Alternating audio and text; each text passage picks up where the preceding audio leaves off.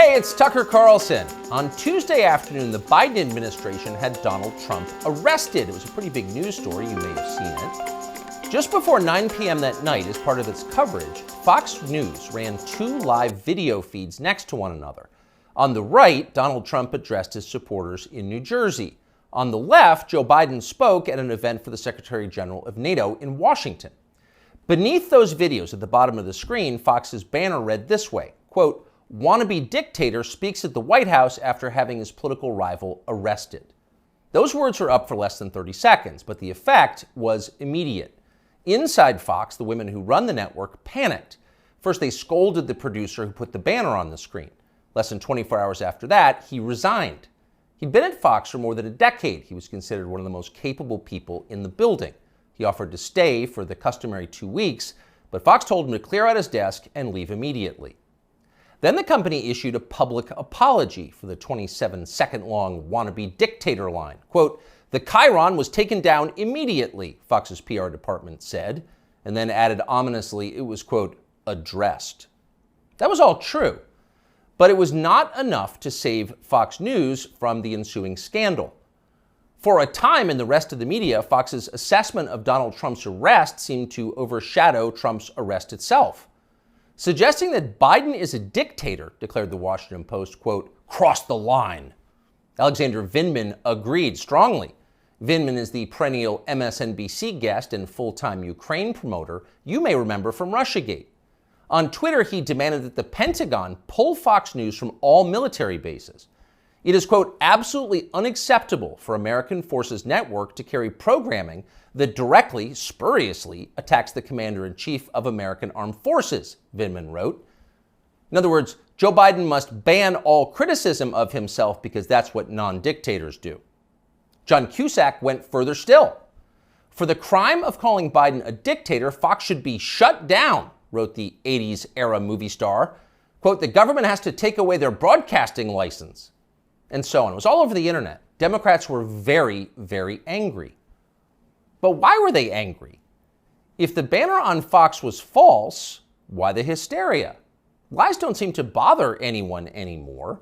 If some cable news producer had called Joe Biden a genius or accused him of being secretly Sudanese, would anyone be yelling about it? Would Fox News have apologized for it? Probably not. But calling Joe Biden a wannabe dictator, that stung. So you've got to wonder, if you're being honest with yourself, is Joe Biden a wannabe dictator? That question came up yesterday at the White House briefing. Here's how it went. Last night, Fox News ran a chyron that referred to the president as a wannabe dictator, and I'm wondering if the White House has any comment on that. So look, there are probably about 787 million things that I can say about this that was wrong about what we saw last night, but I don't think I'm going to get into it. There's no comment the White House has on. I think I just commented. Oh, no comment necessary. Of course Joe Biden's not a wannabe dictator. Just because he's trying to put the other candidate in prison for the rest of his life for a crime he himself committed doesn't mean he has a totalitarian impulse. Come on, that's absurd. It takes a lot more than jailing your political rivals to earn the title wannabe dictator. That's the consensus in Washington tonight. And in some ways, for once, the consensus may be right. It is not a small thing to be a wannabe dictator. It's quite a process. There are a lot of steps. First off, there is the money. The one thing that all dictators have in common is they enrich themselves and their families, their tribe, even as the countries they govern grow steadily poorer and more desperate. They take kickbacks from businesses and from other dictators. They use the official functions of their government to funnel cash to themselves. They don't bother to hide the fruits of this. They live in garish mansions with big lawns, far from the teeming cities, even as their own citizens languish in growing poverty, in some cases literally living in tents on the street. So they don't really hide it, it's all pretty blatant. And ordinary people resent it. Of course they do, and wannabe dictators know they resent it, but they don't care. There's nothing the population can do about it in a dictatorship. It's no longer possible to fight injustice in a system like that. People can't gather in large numbers to protest the rule of the dictator. If they try that, they'll be arrested by his state security services, even years after the fact. A visit from men in body armor at the breakfast table. That happens. And if citizens persist in believing they can gather in groups to protest, they may be shot to death, a bullet to the throat. And then, just to make the humiliation complete, to make the lesson gin clear to everyone else watching, their relatives can be arrested for daring to complain that their children were killed for complaining. That actually happens in some places. Ask Ashley Babbitt's mother. Here she is in handcuffs. You're arresting Ashley Babbitt's father. You murdered her inside the Capitol, now you're going to arrest her? Come out of there. 101, have a transport response. Sidewalk. So don't be like Ashley Babbitt's mother, much less like poor Ashley Babbitt. She's dead now. That's the message a wannabe dictator would send. And by the way, it's not just public protest that would be banned in a dictatorship. You wouldn't be allowed to complain from your own home. Unauthorized opinions expressed on the internet would be censored. Go too far, press too deep, tell too much truth, and they'll just erase your opinions. They have no choice, really. It's a matter, as they say, of trust and safety. You must trust the leader, or else you will jeopardize his safety. Not that you really can jeopardize his safety at this point. The leader has nuclear weapons, and you don't. He'll remind you of that from time to time. And in any case, you're in the process of being disarmed anyway, along with everyone else who has shown questionable loyalty to the leader. Those who support the regime can keep their weapons and use them freely, including on public transportation. That's a core civil right for them. But for those who dissent from the program, self-defense is an unaffordable privilege. Turn in your guns, Mr. and Mrs. Peaceful Opposition. You're a danger to society, and we know who you are. And in fact, the wannabe dictator does know who they are because he knows everything. Technology has made him all-seeing.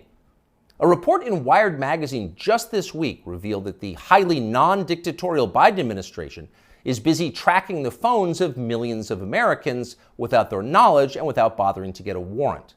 And at the same time, the same non-dictatorial administration is stockpiling a massive trove of damaging information about these same Americans, to be used at some point, we are sure, for entirely noble purposes.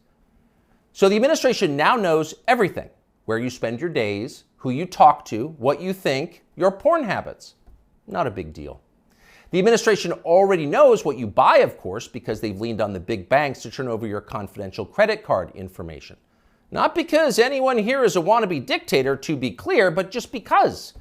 It's nice to have that information, just in case, in the words of the Fox News PR department, a situation arises that needs to be, quote, addressed. It's all totally normal. It's not a dictatorship, okay?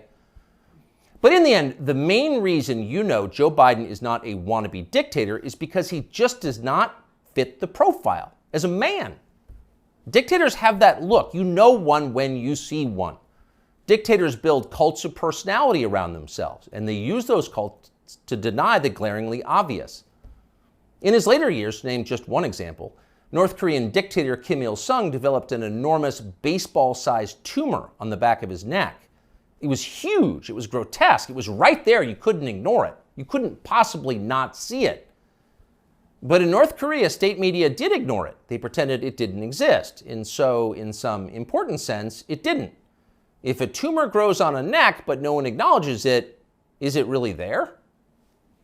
Thankfully, nothing like that is happening in our country or ever will. If Joe Biden ever developed some profound physical or medical problem that was obvious to everybody, journalists would say something.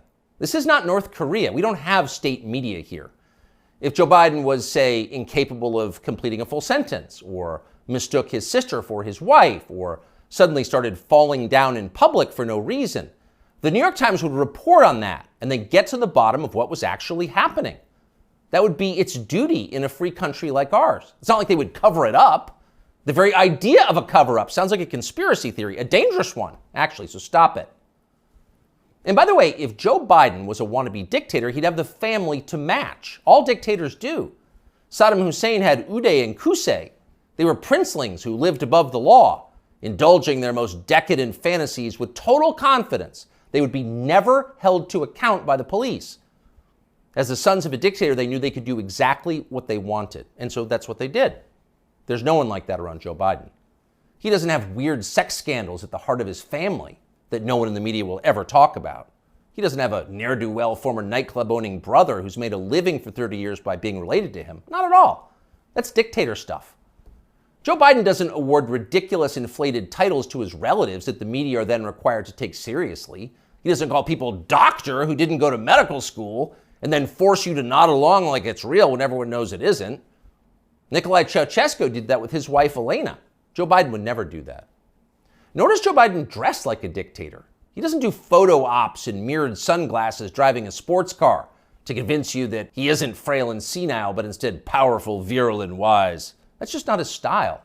If Joe Biden was a dictator, he'd be wearing epaulets and carrying a tasseled riding crop, and he isn't yet, so calm down. If he was a dictator, Biden's speeches would look like Nuremberg rallies, a blood-red backdrop, armed soldiers by his side, screaming about crushing his eternal enemies. Honestly, Biden did come close to that one time last September at a speech in Philadelphia, but it wasn't in any sense dictatory. It was necessary. As MSNBC assured us at the time, quote, Biden aimed to showcase his faith in the military apparatus and its ability to back the democratic order. See, it was about democracy, not dictatorship. No cause for alarm. He is not a dictator. A dictator would stockpile ammunition for his own bureaucrats, including his tax collectors. He'd redefine the legal code to make disloyalty to the regime the most serious crime. He'd claim dominion over the most intimate parts of his citizens' lives. He'd define what attitudes they were allowed to have about sex and religion and how to raise their families. He would even, in his final grandiose stage of dictatorship, claim ownership of their children. And Joe Biden wouldn't do that. And to prove he would never do that, Biden just this week released this video. These are our kids. These are our neighbors. Not somebody else's kids, they're all our kids. And our children are the kite strings that hold our national ambitions aloft. It matters a great deal how we treat everyone in this country. LGBTQ Americans, especially children, you're loved, you're heard, and this administration has your back. See? Joe Biden isn't saying your children belong to him like a dictator would. He's saying something very different from that. He's saying America's children are, quote, our children. Not his alone, ours. You share your children with Joe Biden evenly, right down the middle, with alternating weekends. You've got joint custody with Joe Biden, and you can thank heaven that you do. A nation is like a family. Every family has a head, a father. That's Joe Biden, our nation's father. And this, ladies and gentlemen, is now his fatherland. Just don't call it a dictatorship, or we'll have to issue a statement disavowing you. Younger people say the news is full of lies. Kennedy's motorcade. 239 people. The death of Jeffrey Epstein.